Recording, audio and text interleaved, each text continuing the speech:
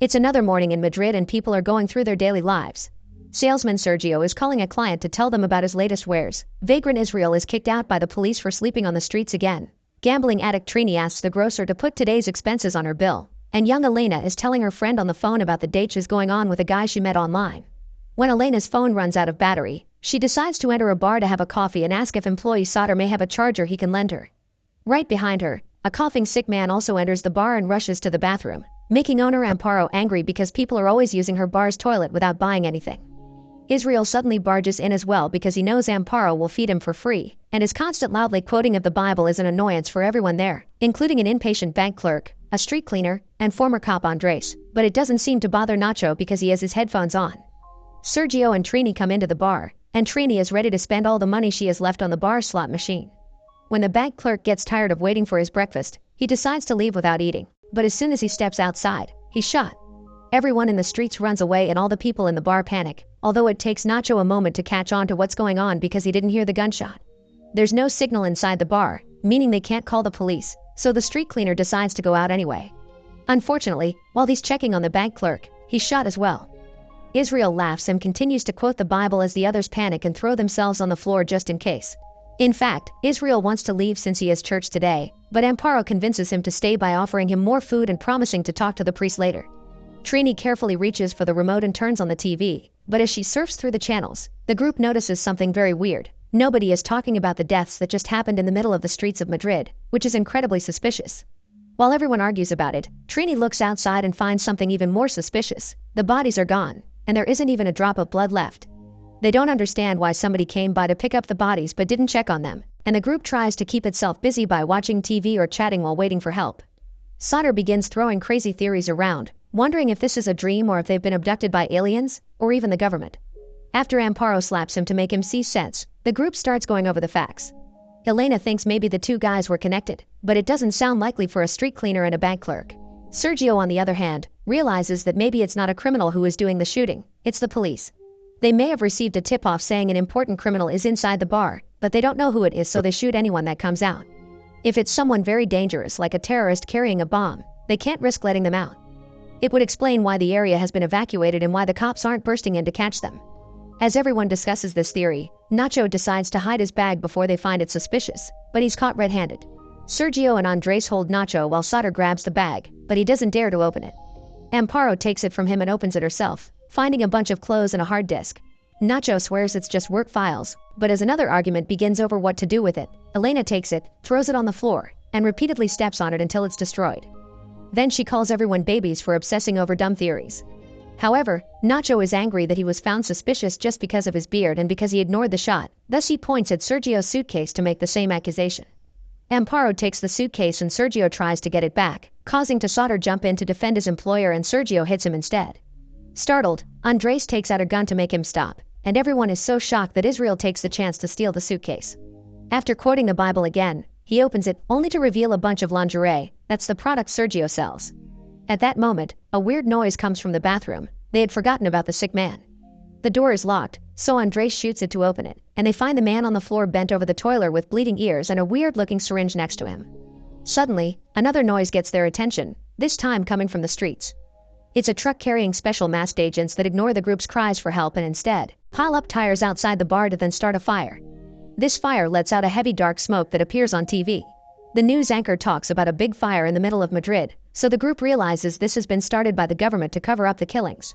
The sick man then comes out of the bathroom in a terrible condition. He drops his phone and tells them don't touch me before he falls to the floor and dies.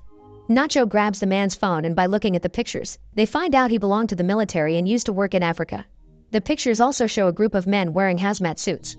Now everything is clear. This man has brought a deadly disease with him. That's why the area has been evacuated and anyone from the bar is shot. Most likely, all of them are already infected, and the government is covering it all up.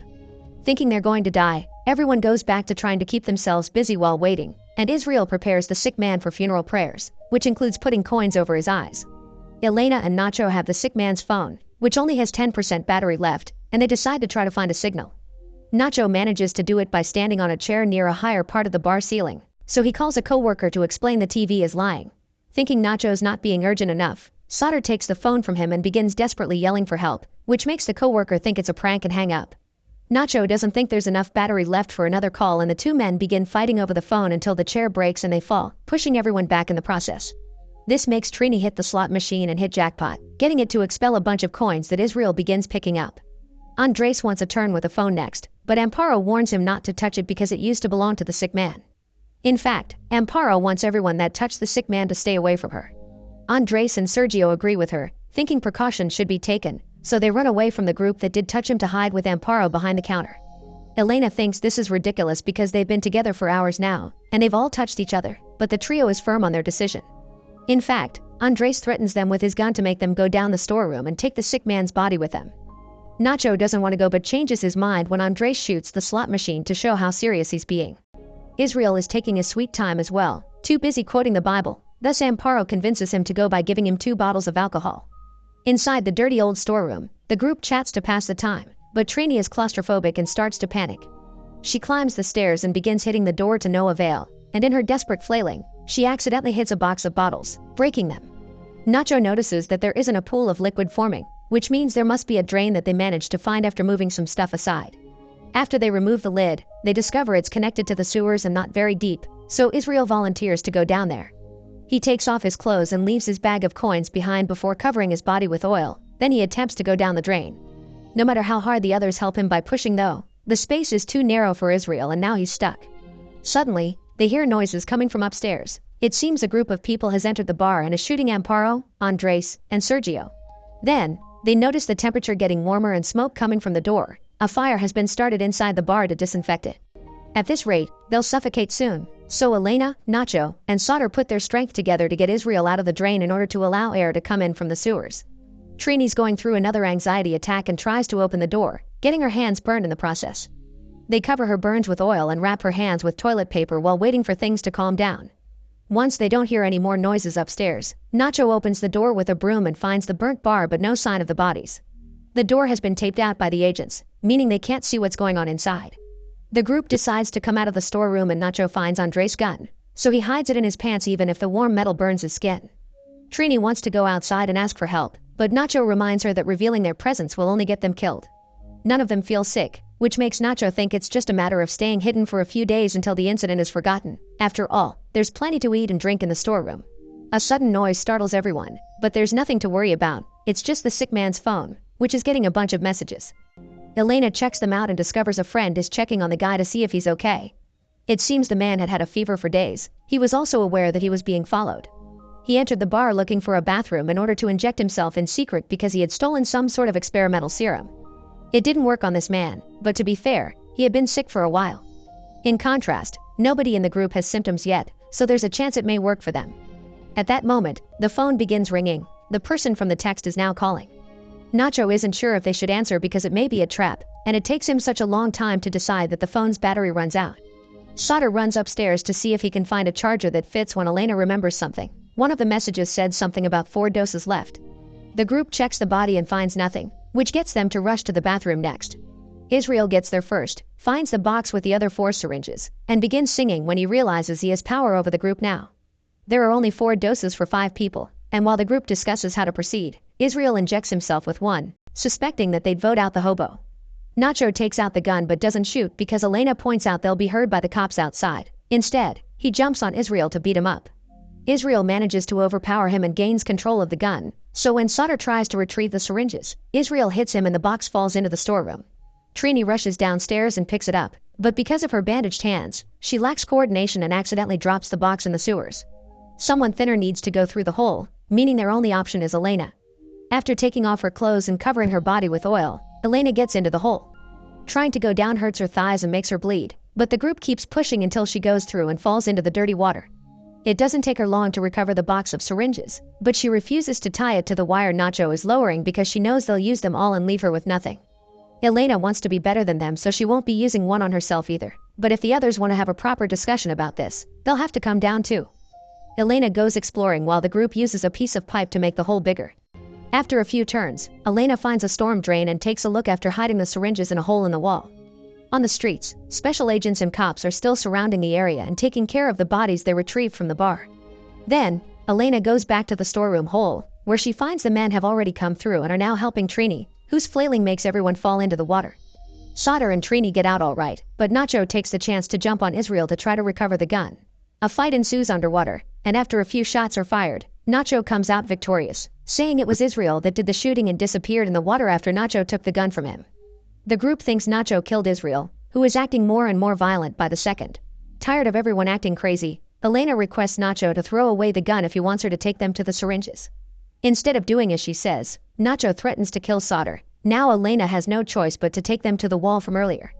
On their way there, Trini makes use of the bag with coins she took from Israel earlier and drops coins on the ground so they can find their way back. When they reach a dark tunnel, Trini cries out, pretending that Sauter is pushing her when it's actually her pushing him into the water. Then she pretends to try to help him out when in truth, she's grabbing his head and keeping him down to drown him.